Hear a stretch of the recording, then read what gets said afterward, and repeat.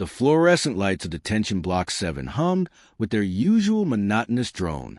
Warden Tavik had overseen this facility for 12 cycles, and in all that time, nothing unexpected had ever happened during the monthly blood screenings. Today would be different. Next inmate. Tavik called out, his forefinger hand tapping the datapad with practiced efficiency. The human shuffled forward, wrists bound in energy cuffs that glowed a soft blue. His name was Jiho Park, though most guards just called him by his number.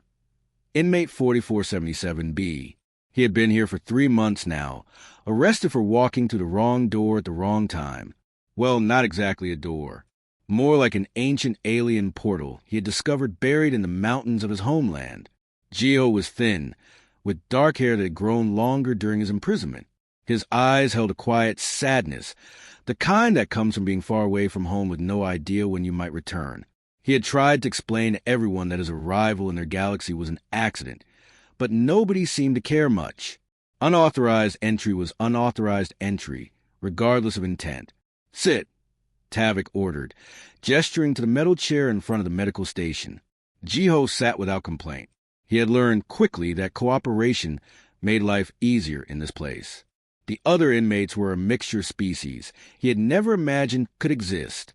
Some had scales, others had tentacles, and a few seemed to be made of living crystal. Compared to them, Jiho felt remarkably ordinary. Medical technician, Riva approached with a blood collection kit. She was a small creature with 6 arms and compound eyes that reflected the overhead lights like tiny mirrors. Despite her alien appearance, she had always been kind to Jiho, speaking slowly so he could understand the galactic common language he was still learning. "This will only hurt for a moment," Riva said, her voice high and melodic. Jiho nodded and held out his arm. The needle slid in smoothly, and he watched as the dark red blood flowed into the collection tube. It looked the same as it always had during these monthly screenings. Just blood, nothing special. Riva carried the sample to the quantum genome analyzer, a massive machine that took up half the medical bay. It was ancient technology, built by the founders of the Galactic Imperium thousands of years ago. Despite its age, it had never malfunctioned, not once in recorded history. She inserted the blood sample into the receiving port and stepped back. The machine began its usual process, soft lights blinking in sequence as it analyzed the genetic material. Tavik barely looked up from his datapad. He had seen this routine 10,000 times. Then the machine made a sound it had never made before. It was a deep, resonant chime that seemed to vibrate through the floor and into everyone's bones. Tavik's head snapped up. Riva stumbled backward, her 6 arms flailing in surprise. Every guard in the room turned to stare at the machine. The screen flickered and changed. Instead of the usual simple readout showing blood type and health markers, strange symbols began to cascade across the display like a waterfall of light. They were beautiful and complex, written in a script that seemed to glow with its own internal fire. "What is happening?" one of the guards whispered. Tavik approached the machine slowly, his heart's pounding in his chest. He had 3 of them, as most of his species did, and right now all 3 were beating different rhythms of alarm. He recognized the symbols on the screen. Old Sovereign script, the language of the First Galactic Imperium, dead for 4,000 years.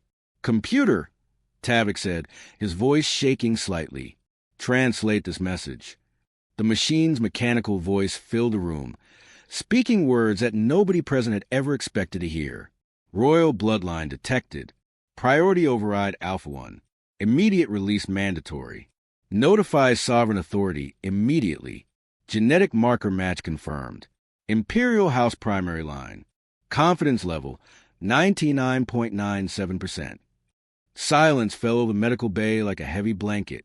Every person in the room stood frozen, trying to process what they had just heard. Jiho looked around in confusion, understanding only that something significant had happened, but not knowing what. A second screen on the machine activated, something Tavik had never seen it do before. A genealogical map appeared, showing a family tree that stretched backward through time. Thousands of names connected by glowing lines, all converging on a single point at the root of the tree. At that point was a name written in golden letters. Empress Una I, founder of the Galactic Imperium. And at the top of the tree, at the very end of an unbroken line spanning for 1,000 years, was a new name, Jiho Park. Reva made a sound like a kettle whistling. "That is impossible," she breathed. "The Imperial line died in succession wars. Everyone knows this." But the machine did not lie. It could not lie. It had been built by the Empire's greatest scientists with one purpose: to identify members of the royal family by their unique genetic markers. Those markers could not be faked, could not be duplicated, and could not occur naturally in any species that had evolved separately from the Imperial bloodline. The screen displayed more information now. DNA sequences highlighted in gold, genetic matches running down the list like credits at the end of the film. Every single one confirmed what the machine had already stated. "Sir, what do we do?" Reva asked, turning to Tavik with wide, frightened eyes. Tavik stared at the human sitting in the chair, still bound in energy cuffs, still looking confused and small in his gray prison uniform. This creature, this human from a species barely advanced enough for space travel, was somehow the last living heir of the most powerful empire the galaxy had ever known. Protocol was absolutely clear. When the quantum genome analyzer identified royalty, all detention ceased immediately. The prisoner was to be released, treated with full diplomatic courtesy, and the High Council was to be notified within 1 hour. No exceptions. No delays. But Tavik's mind raced with the implications. Humans were newcomers to the galactic community. They had only achieved faster-than-light travel 50 cycles ago. They were considered primitive by most standards, barely worth noticing except as a curiosity. And now one of them was supposedly the rightful heir to an empire that had fallen for 1,000 years before humans had even invented writing? It made no sense. And yet the machine insisted it was true. "Return him to his cell," Tavik said quietly. "But sir, the protocol—" one guard began. "I know the protocol," Tavik snapped, his voice cracking like a whip through the room. "But if we follow it blindly and this turns out to be some kind of error, we will start a political crisis that could tear the entire galaxy apart. I need time to verify this information." The guards hesitated, then moved to escort Jiho back to his cell. The human stood, still confused, looking between the guards and the glowing screen with questions written all over his face. But nobody answered him. Nobody knew what to say. As Jiho was led away, Tavik turned back to the machine. The genealogical map still glowed on the screen, showing that impossible line connecting an ancient empress to a modern human. He reached out with one shaking hand and touched the display, half expecting it to vanish like a dream.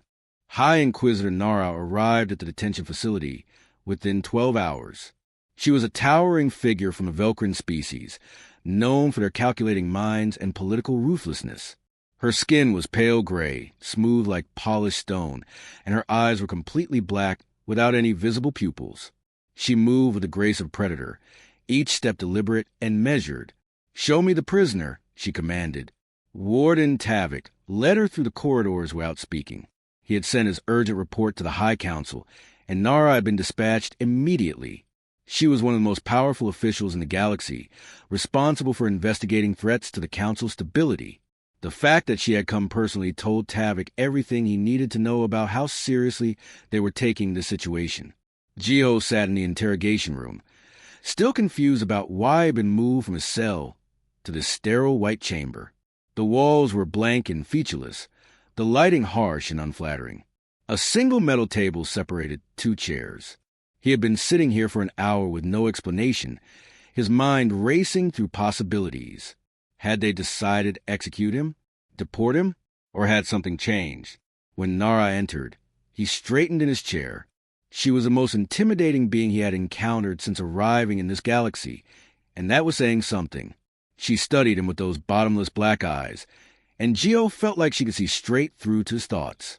"Jiho Park," Nara said, her voice deep and resonant. "Do you know why I am here?" "No, ma'am," Jiho replied honestly. His grasp of the galactic common language had improved over his months of imprisonment, but he still struggled with complex concepts. "Your blood test revealed something unexpected." Nara sat across from him, folding her long-fingered hands on the table. "Something that could change everything about your situation. Tell me about your family history." Geo blinked in surprise. My family? Why does that matter? Answer the question. Okay. Geo took a breath, organizing his thoughts. My family comes from Gyeongju. It is an old city in Korea on Earth. My grandfather kept detailed records going back 15 generations. We were scholars, mostly, teachers and historians. Nothing special. Go further back, Nara pressed. I cannot. Records do not go back further than that in my family. Korea has a long history, 5,000 years of civilization. But individual family records get lost over time. Why are you asking about this? Nara produced a small device and placed it on the table. A holographic image appeared above it, showing the genealogical map that the quantum genome analyzer had generated.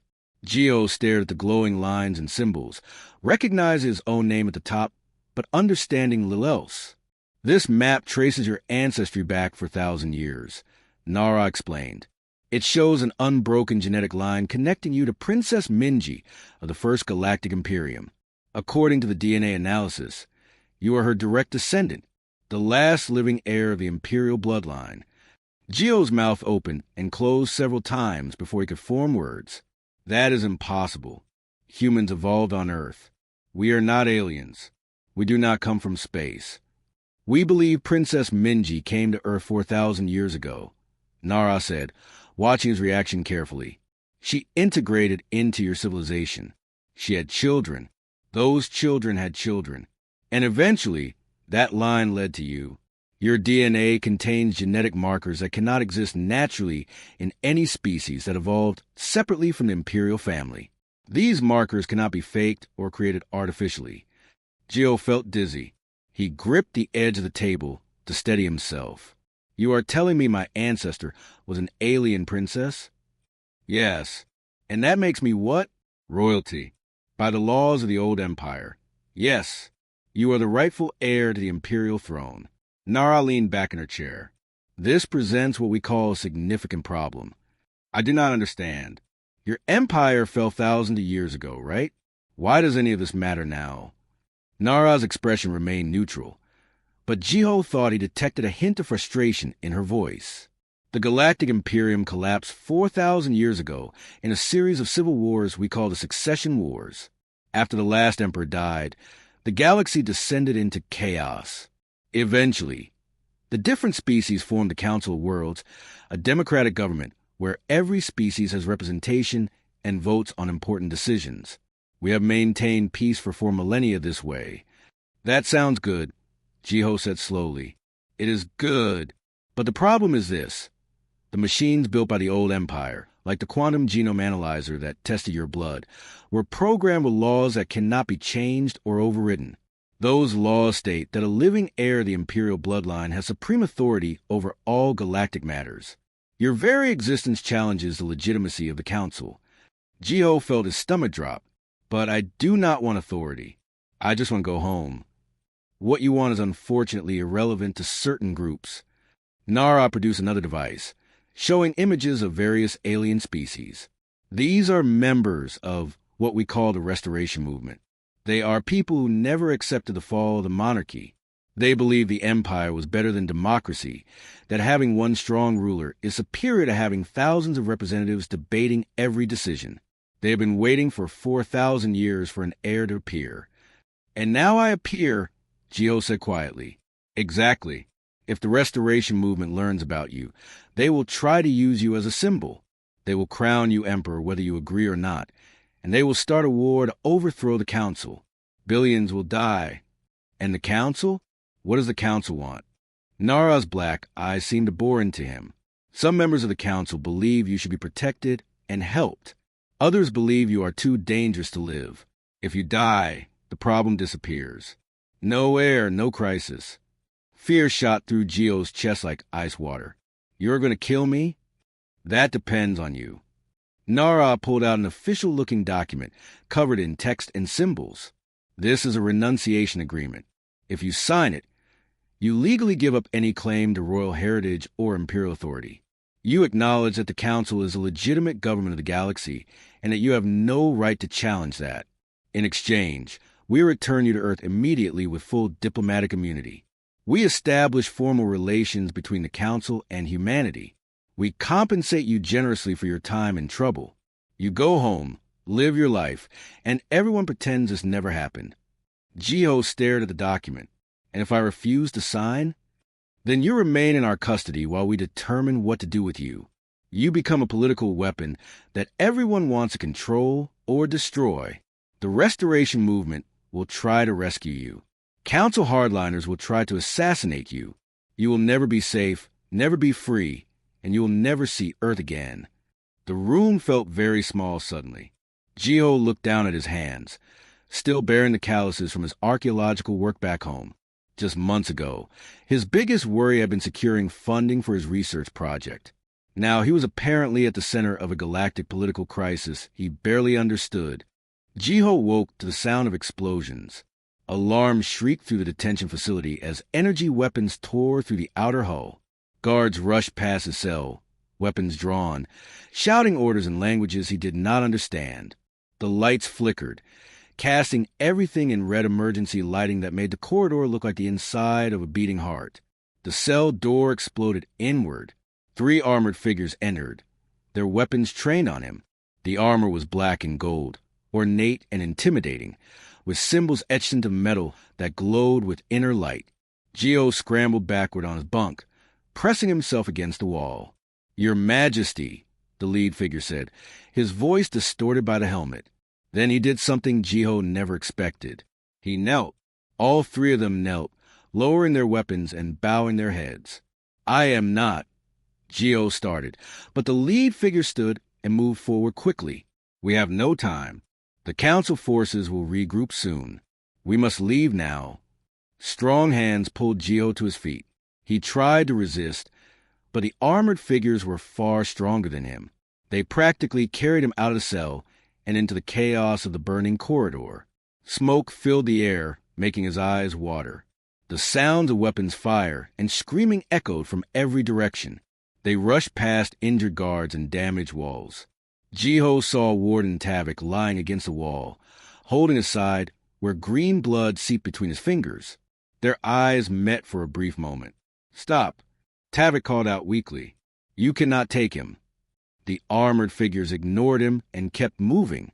Within minutes, they were in a docking bay where a sleek black ship waited, its engines already humming with power. They pushed Jiho up the ramp, and the ship lifted off before he even had a chance to find a seat. The acceleration threw him against a wall, and everything went dark for a moment. When Jiho's vision cleared, he found himself in a luxurious cabin that looked nothing like his prison cell. The walls were covered in rich fabric, the furniture was carved from some dark wood, and everything was decorated with gold trim. It looked like something from a historical drama about ancient kings. A door opened and a tall alien entered. He had scales that shifted between purple and blue, and his eyes were vertical slits like a reptile. He wore robes that marked him as someone important, someone used to being obeyed. "Emperor Joe," the alien said, spreading his arms wide. "Welcome. I am Duke Kyung of House Restoration. We have waited for 1,000 years for this moment." "I am not an emperor," Jiho said, his voice shaking, "and I did not ask to be rescued." Duke Kyung smiled, showing rows of sharp teeth. "You are the last legitimate heir of the Galactic Imperium. Your DNA proves it beyond any doubt. And with you, we will restore proper order to this chaotic galaxy." "What are you talking about? The Council seems to be doing fine." "Fine." Kyung's smile vanished. "The Council is a disaster. Thousands of species arguing endlessly about every small decision. The strong forced to share resources with the weak. No clear leadership, no hierarchy, no sense of purpose. The Empire knew better. One ruler, clear laws, everyone knowing their place. That is how civilizations become great." Jiho looked around the cabin, seeing other aliens standing in the shadows. They all watched him with the same fanatical devotion he had seen in the armored soldiers. These were true believers, people who worshipped an empire that had died before their grandparents were born. "I will not help you," Jiho said firmly. Kyung laughed, a sound like rocks grinding together. "You do not need to help, Your Majesty. You just need to exist." Your DNA is all the proof we need that the Council's rule is illegitimate. Once we crown you emperor, every species that resented democracy will rally to our banner. We will have armies. We will have power. And we will reshape the galaxy into what it should have been all along. You will start a war, Jiho said. Wars are sometimes necessary for progress. People will die, billions of people. Some sacrifice is required for the greater good. Kyung moved closer, his vertical pupils dilating. You will understand in time. You have the blood of emperors in your veins. Eventually, you will accept your destiny. A young alien servant entered, carrying food on a tray. She was small and green with large eyes that reminded Jiho of pictures he had seen of forest creatures back on Earth. She set the tray down without looking at him. Eat, Kyung commanded. You will need your strength for the coronation ceremony in 3 days. We are taking you to the coronation platform, the same place where Empress Yuna was crowned 4,000 years ago. It will be glorious. Kyung left, and the door sealed behind him with a hiss. Jiho sat on the ornate bed, his mind racing. He had not signed Nara's papers. He had been trying to decide what to do when the attack happened. Now he was a prisoner again, but this time his captors wanted to make him their figurehead for a war he wanted no part of. The young servant girl lingered near the door, pretending to adjust something on the wall panel. Jiho noticed she kept glancing at him nervously. "What is your name?" he asked quietly in the Galactic Common Language. She jumped slightly, surprised he had spoken to her. "Suji, your Majesty. Please do not call me that. My name is Jiho. Just Jiho." Suji looked confused. "But you are the Emperor." "I am an archaeologist who made a very bad decision to walk through a strange portal. That is all." Jiho leaned forward. "Suji, I need help. I need to get a message to the Council. Can you help me?" Her large eyes went even wider. "That would be treason. Duke Kyung would kill me. Duke Kyung is going to start a war that will kill millions, maybe billions. I will not let him use me to do that." Suji trembled, torn between fear and something else. Finally, she whispered, "There is a communication relay in the cargo bay. It is old, and Duke Kyung does not think anyone knows about it. I could try to activate it." "Please," Jiho said. "I know you are risking your life, but so many more lives are at stake." She nodded slowly and left. Jiho could only hope she would follow through, and that his message would reach the right people in time. Meanwhile, in a Council command ship, Agent Huan studied the tactical display. He was human, one of the first of his species to join the Council's service after Earth made first contact. The irony of being sent to rescue another human from a galactic crisis was not lost on him. "We have located the Restoration Movement's fleet," a Velcrin tactical officer reported. "They are heading to the outer reaches, to the old coronation platform." Warden Tavik, bandaged but alive, stood beside Huan. "If they crown that boy emperor, every malcontent in the galaxy will flock to his banner. We will have civil war within a week. Then we stop them before the coronation." Huan said, "How many ships does Kyung have?" 30 warships. Maybe more. We have 60, and we have something else." Huan turned to historian Dalix, who had joined the rescue mission. "You said the coronation platform has emergency systems that can be activated remotely?" Dalix nodded, her tentacles waving excitedly. "Yes, if we can get close enough, I can trigger the evacuation protocols. It will cause chaos. Give us an opening." The coronation platform floated in the void like a monument to a forgotten age. Its ancient architecture still gleamed despite 4 millennia of neglect, powered by technologies the modern galaxy had lost. Massive towers reached upward into the emptiness of space, their surfaces covered in symbols that glowed with soft golden light. It had been built to inspire awe, and even after all these years, it succeeded. Duke Kyung's fleet surrounded the platform like predators circling prey. 30 warships hung in formation, their weapons armed and ready. Inside the platform's great hall, thousands of beings gathered. They came from dozens of species, all united by one belief: the galaxy needed an emperor again. Jiho stood in a preparation chamber, looking at himself in a mirror that seemed too large and too honest. The ceremonial robes they had dressed him in were heavy, made from fabric that shimmered like captured starlight. Gold thread traced patterns across his chest, symbols of authority he did not want and did not understand. His hands shook as he stared at his reflection. The crown sat on its pedestal nearby. It was a simple circle of metal, but Jiho could feel the weight of history radiating from it. For 1,000 years ago, this crown had rested on the head of Empress Yuna. Now, Duke Kyung wanted to place it on him. "In 1 hour, you will be crowned," Kyung announced, entering the chamber with several guards. "And the galaxy will remember what true leadership looks like. Order will return. Chaos will end." "This is not leadership," Jiho said, turning to face him. "This is tyranny wearing fancy clothes." Kyung's scaled face twisted with anger. "You ungrateful." An explosion shook the platform. The walls trembled and dust fell from the ceiling. Alarms began screaming, their sound piercing and urgent. "We are under attack," a soldier shouted, bursting into the room. "Council forces. They came out of hyperspace right on top of us." "Impossible," Kyung snarled. "We have 30 warships. They would not dare." "They brought 60, the soldier reported, his voice rising in panic. "And they are targeting the throne room." Another explosion, closer this time.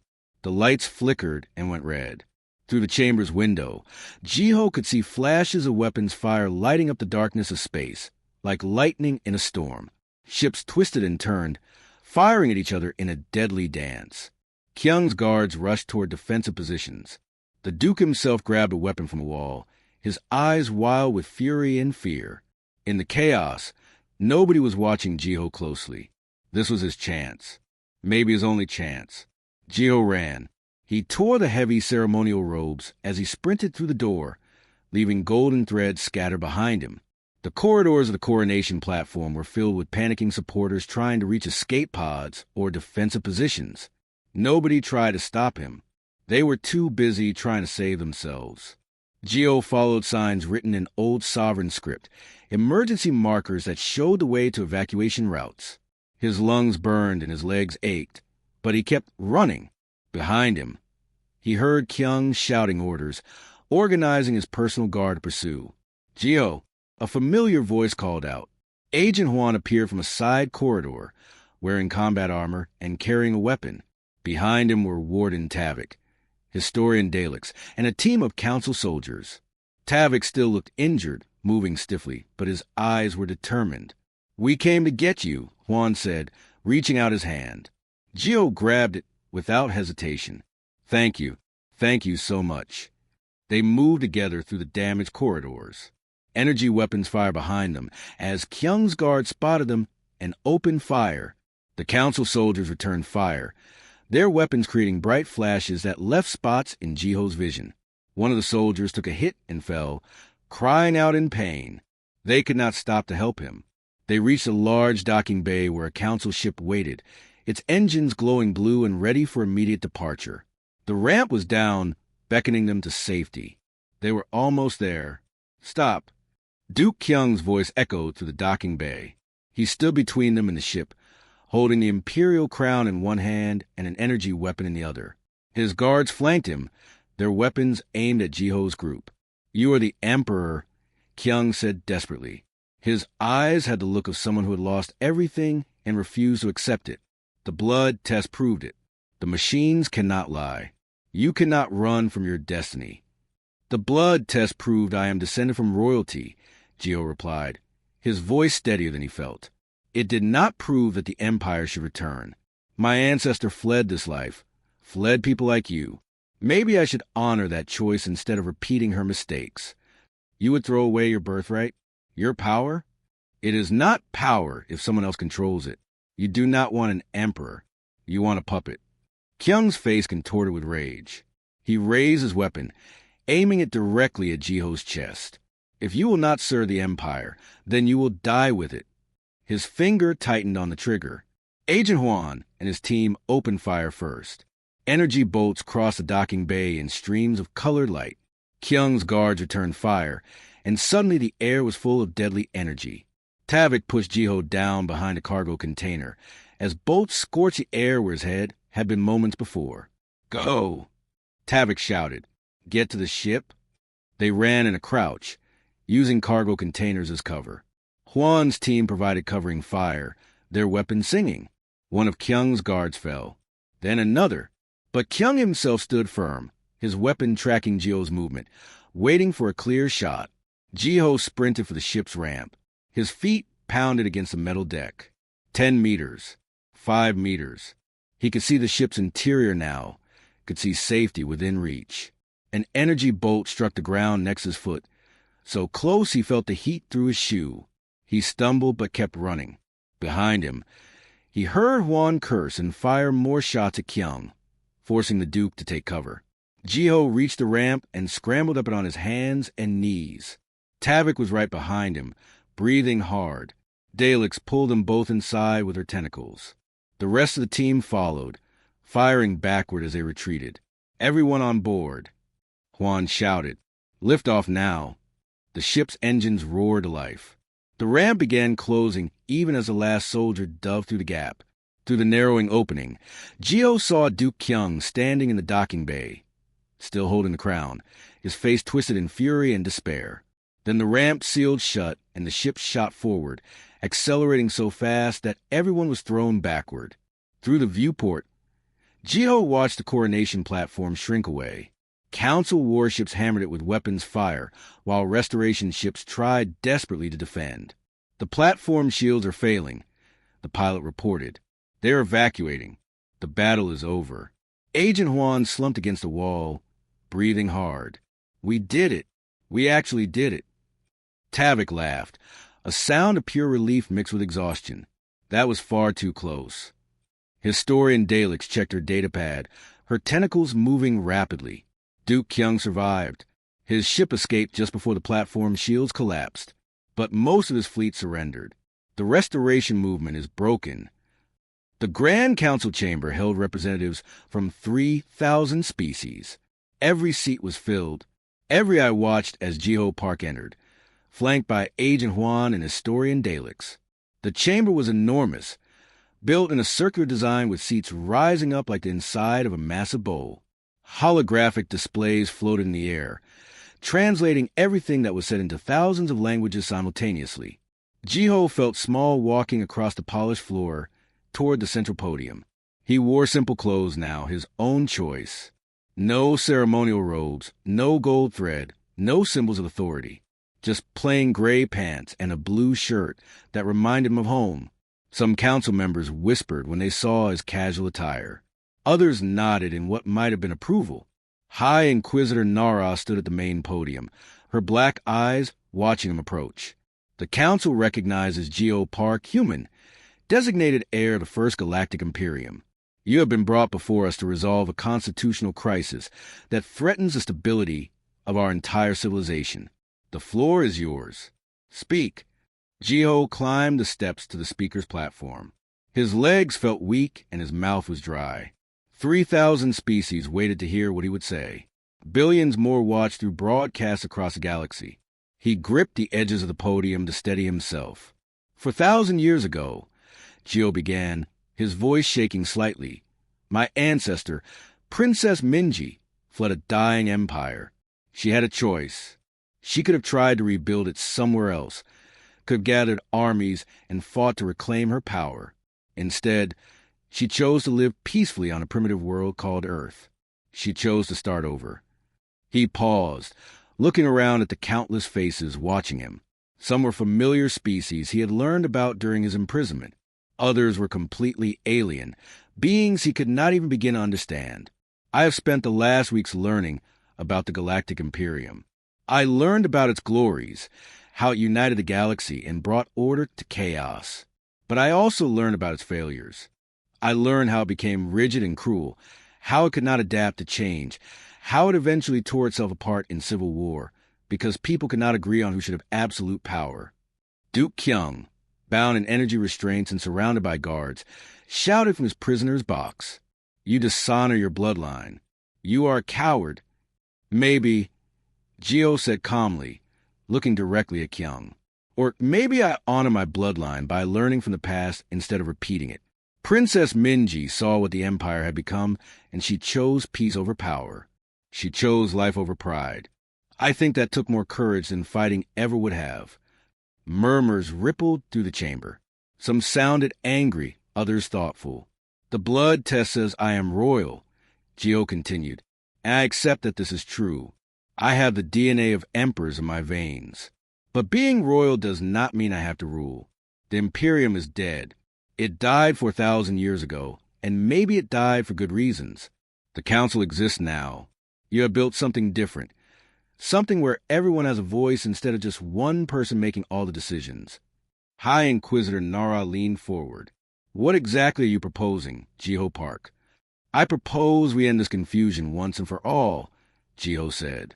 I am the last heir of the First Imperium. Everyone agrees on that.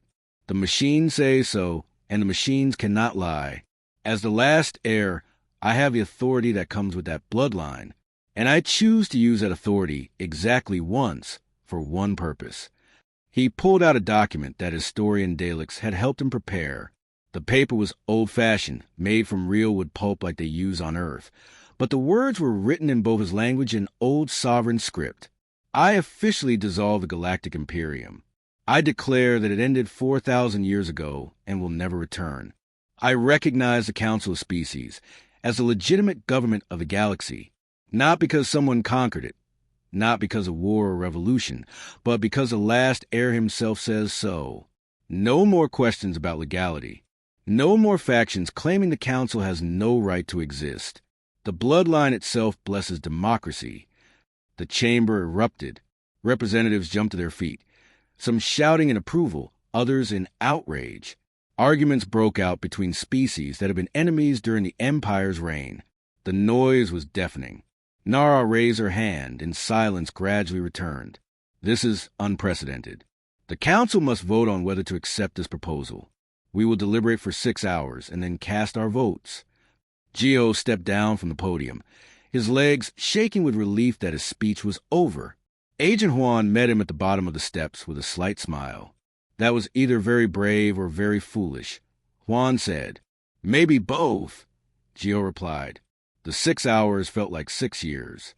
Gio waited in a private chamber while the Council debated his proposal. He could hear the arguments even through the thick walls.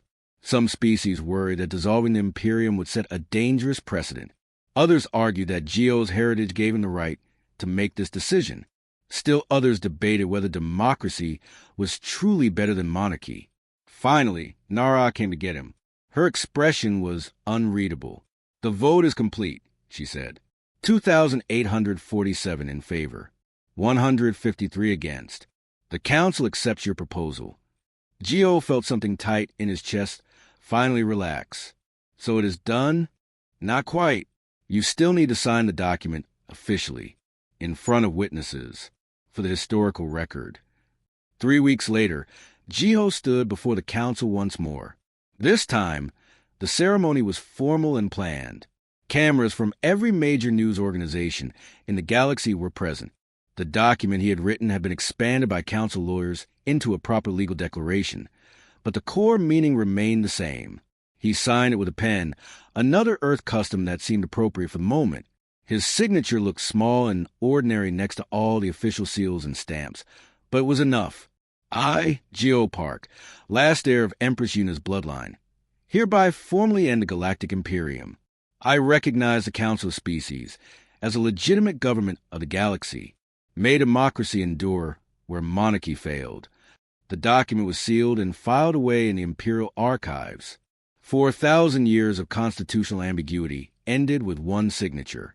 Afterward, Ward and Tavik found Jiho in the visitors' gallery overlooking Earth. The blue and green planet hung in space below them, peaceful and beautiful. You could have been emperor, Tavik said. You could have ruled billions. I would have been a puppet, Jiho corrected, used by people like Kyung or assassinated by people who feared me. This way, I am just myself again. Well, mostly. I am also humanity's first official ambassador to the Council now. Your people must be proud. Jiho smiled. They are mostly confused. Finding out that one of us is descended from alien royalty was a lot for them to process. But yes, some are proud. And Earth has a seat on the council now, which is what really matters. What will you do with your life now? My job? Represent humanity. Help Earth adjust to being part of a galactic civilization. And maybe figure out where exactly Princess Minji landed, what she did during her time on Earth.